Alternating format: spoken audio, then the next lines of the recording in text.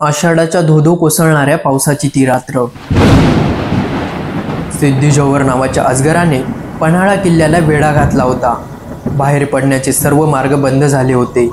पण गनिमी काव्याचा वापर करत महाराज विशाळगडाकडे निघाले आणि घोडखिंडीत पोचले. पण गनिम अगदी जवळ येऊन ठेपला होता. झुंज होणार हे अटळ होतं. मात्र बाजी प्रभू देशपांडे यांच्या सांगण्यावरून महाराज विशाळगडाकडे निघाले. 300 ते 600 बांधल बाजींच्या नेतृत्वात 10,000 गनिमांशी लढत होते. मुसळधार पावसात 52 वर्षांच्या बाजींची तलवार वाऱ्यासारखी फिरत होती. मात्र बाजींचे कान विशाळगडाकडे होते. तोफेचा आवाज झाला. महाराज सुखरूप पोहोचले. पण बाजी धारातीर्थ पडले.